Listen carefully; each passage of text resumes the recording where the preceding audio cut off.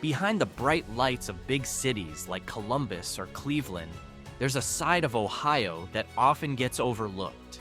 It's called Appalachia, a region of hills and valleys that once thrived on coal, steel, and rivers.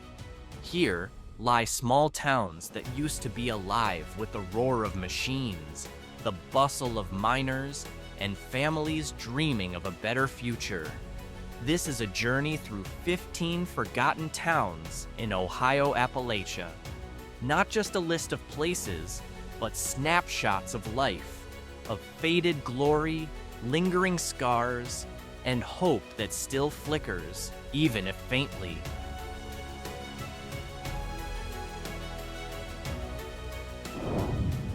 Our first stop is Nelsonville. This town was once known as the Little City of Black Diamonds, a nickname born from its coal mining boom. In the late 19th century, the town pulsed with life, miners coming and going, ceramic factories running full steam, and a lively downtown. But when the industry collapsed, Nelsonville faded too. Still, it didn't die completely. Ohio University in nearby Athens brings some life, and there are efforts to revive local arts and tourism. Today, Nelsonville is a town of contrasts, old architectural beauty, economic wounds, and a community spirit that refuses to give up.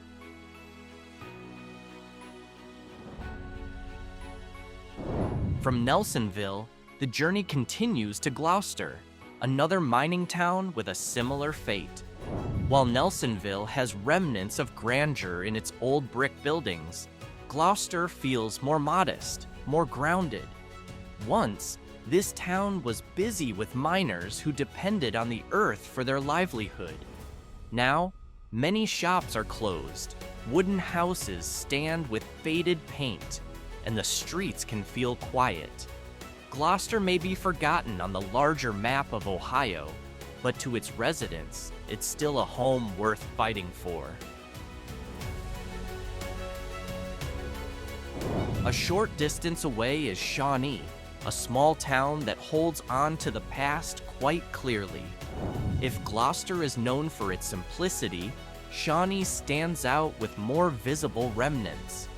In the late 1800s, it was a coal trade hub, with a row of Victorian buildings lining Main Street.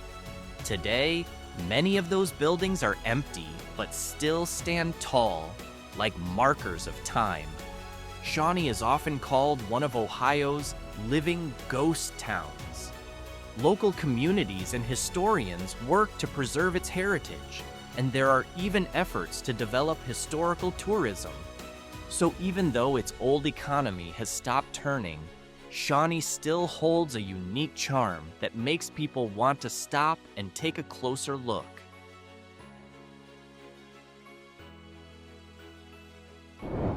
"15 miles to the south lies Chauncey. This small town was born from the same coal industry, but its fate turned out a bit differently. Chauncey once thrived as the site of several major mining companies, but when the industry collapsed, the town lost its heartbeat too. Today, what you mostly see are empty lots, modest homes, and streets that feel quiet, sometimes too quiet. Still, the community remains strong. Residents maintain close ties, as if filling the economic void with a sense of togetherness. Chauncey may not have as many historic buildings as Shawnee, but that's exactly what makes it interesting. It shows the most unfiltered side of Ohio's Appalachia.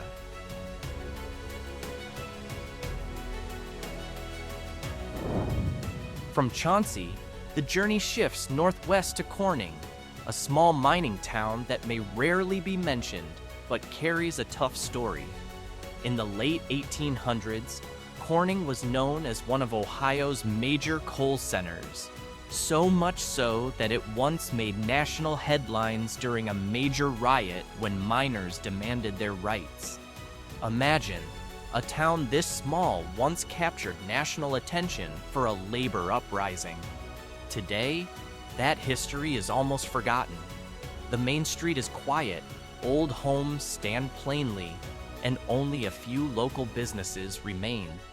Even so, Corning holds on to a strong identity, a mining town that once fought hard and whose people still keep their sense of community, even if the rest of Ohio has long forgotten them.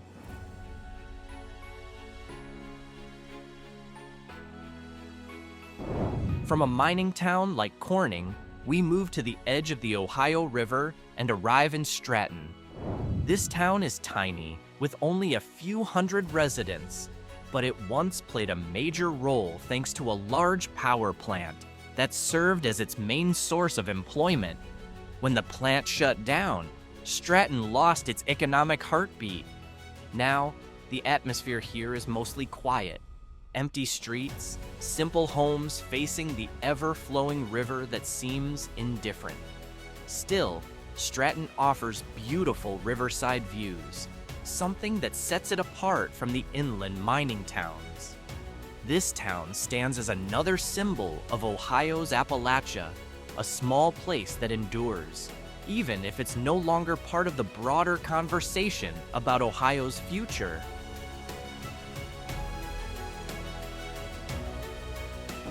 Did you know that Pomeroy was once known as the only county seat in America without a main street?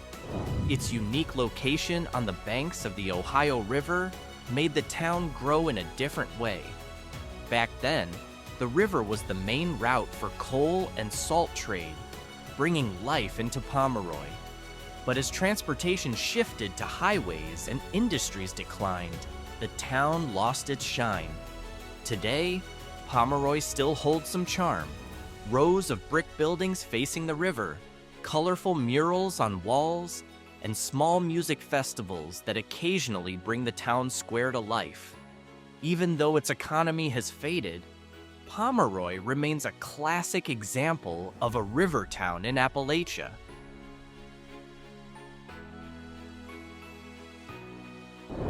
Unlike Pomeroy, which stands out for its location, Middleport is interesting because of the numbers. In the early 1900s, the town had over 5,000 residents, but today that number has dropped to around 2,500. Half the population has gone in a century, and it shows on the streets. Many storefronts are empty, schools struggle with declining student numbers, and old houses are left to age without occupants. Still, Middleport holds on to traces of its beauty. Victorian-style homes, historic buildings, and of course, the view of the Ohio River. The population loss may be sad, but at the same time, the town offers the kind of peace typical of Appalachia. Slow, simple, and far from the chaos of big cities.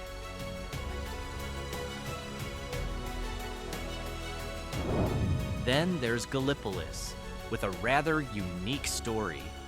The town was founded in the late 18th century by a group of French immigrants known as the French 500.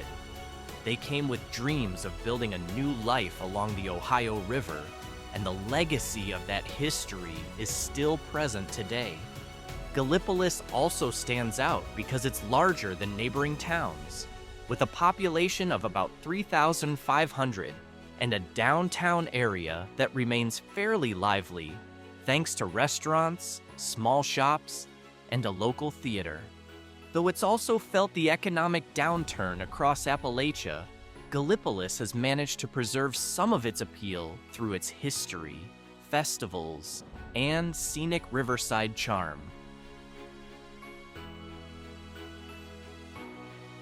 Bellaire was once nicknamed the Glass City because of its booming glass and steel industries in the 19th century. This small town on the banks of the Ohio River became a production hub, employing thousands of people and even playing a key role in building railroads and bridges that connected the Midwest. But like many industrial towns in Appalachia, Bellaire declined when factories closed and jobs disappeared. Today, with a population of about 4,000, Bellaire is better known as a small town fighting to hold on to its identity. Interestingly, a few Hollywood films have been shot here, one of them being Unstoppable, 2010, starring Denzel Washington.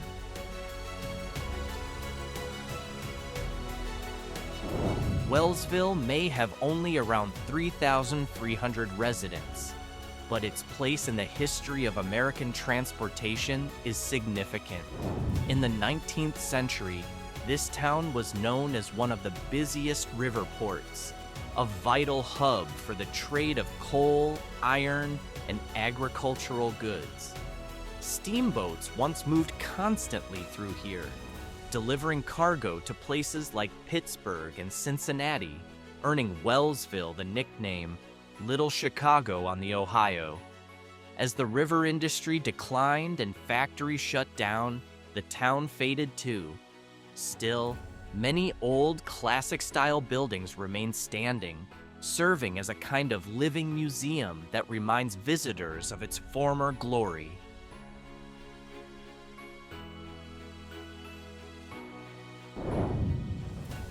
East Liverpool has a population of around 10,000 people, and it was once known as the pottery capital of the world. At its peak, from the 19th century to the mid-20th century, nearly half of America's household ceramics were produced here. Big names like the Homer Laughlin China Company, maker of Fiesta ware, originated in this town. The ceramics industry didn't just give East Liverpool an identity, it shaped the entire look of the town. From factories and worker housing to the ceramics museum that still stands today. Though the industry isn't what it used to be, East Liverpool still preserves its heritage. The Tri-State Area Pottery Festival and the Museum of Ceramics continue to operate, serving as reminders that this small Ohio town was once a global center for art and industry. Jackson was once known as the iron ore city of Ohio's Appalachia. In the 19th century, blast furnaces lit up the town, fueling the lives of thousands of workers who came seeking a livelihood. From iron came homes, railroad tracks, and the very foundation of the city. But when the industry declined, Jackson lost its main source of energy. Now, with a population of around 6,200, the town is more often recognized for its Appalachian food festivals, like the annual Apple Festival, than for any industrial activity. The main street feels quiet, small shops struggle to stay open, and many old buildings now stand as reminders of a time when Jackson was once in the spotlight.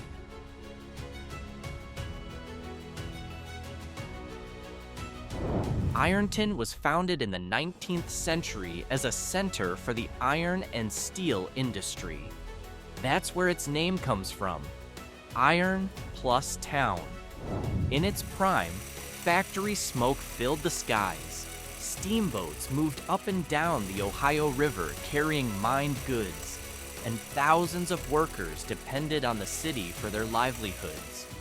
But when the industry collapsed, the city declined. Today, around 10,000 residents are trying to carry on amid fading signs of former glory.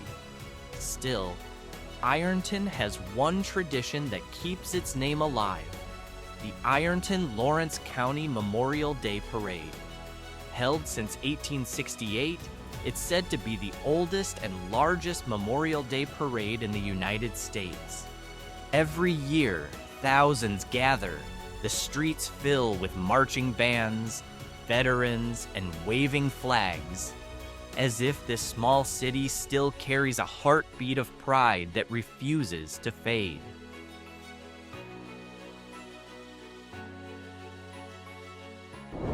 And finally, there's Toronto, situated on the banks of the Ohio River, once a key route for trade and the steel industry. At its height, the town was filled with factory workers and busy docks that shipped industrial goods abroad.